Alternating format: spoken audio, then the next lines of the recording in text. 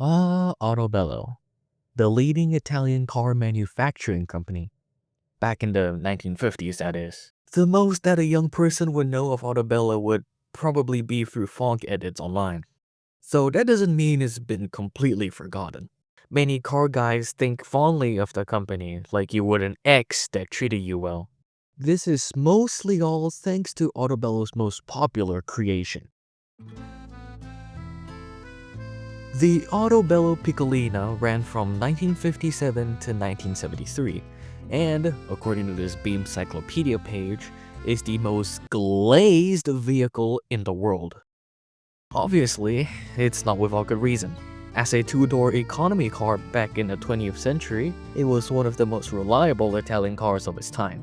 Then, nearing the end of its production cycle, it became a powerful dune buggy and racing machine to pander to an audience of racers. Afterwards, it had become a cult classic, and now any kid who sees it breaks out into a fistfight with each other. Despite having the choice to name their generations A, B, and C, Autobello decided to only give lettering to the later two generations. From 1957 to 1963, the first generation of Piccolinas, the 110 and the 130, set a standard for economy cars post-World War II, not only in Italy, but also the surrounding European region. Though, since the standard was hilariously low, the first generation Piccolina had not much, with the most fancy feature being suicide doors and a 1.1 flat-4 cantilever engine for the 110 and a 1.3 for the 130. Fun fact, that's actually how the 110 got its name. Autobello had to redraft their suicide doors 11 times before landing on one that functioned.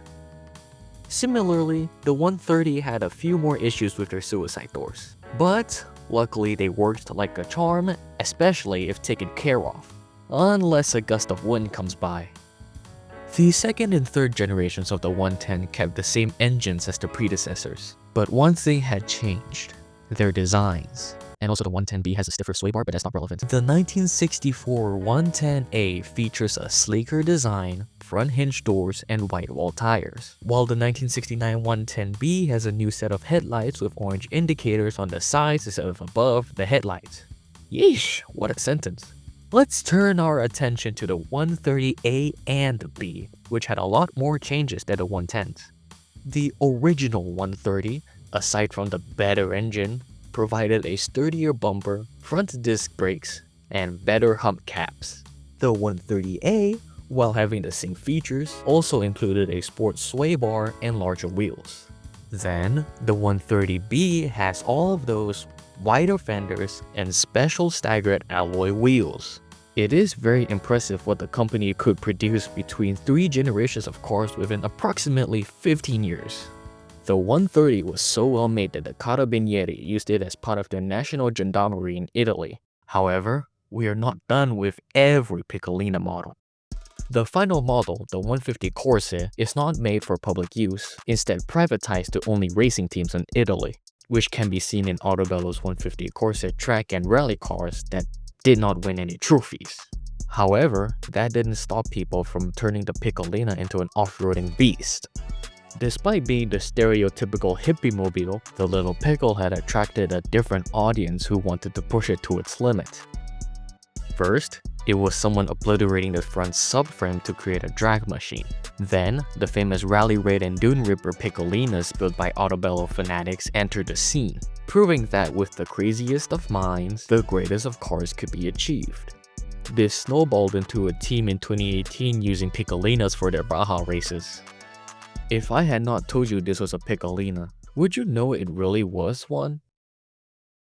Every Piccolina, within and even after the car's production cycle, always had one thing in common. It was always running to the ground, then brought back up to shape, and it always stood strong through anything. It may be extremely easy to lose control and flip one, but it didn't stop anyone from pushing it anyway.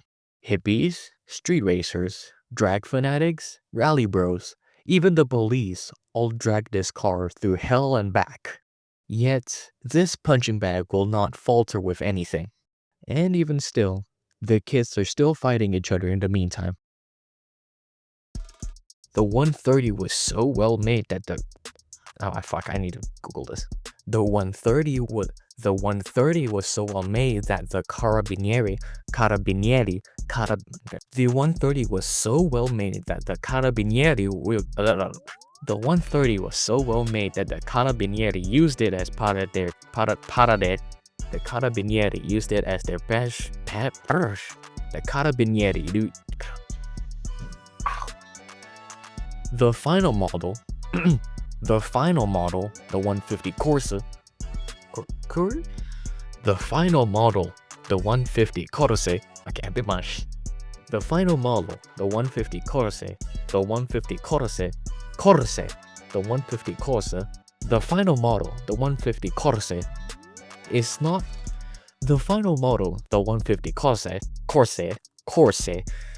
the final model, the 150 Corsa, the final model, the 150 Corsa, that sounds offensive. Corse.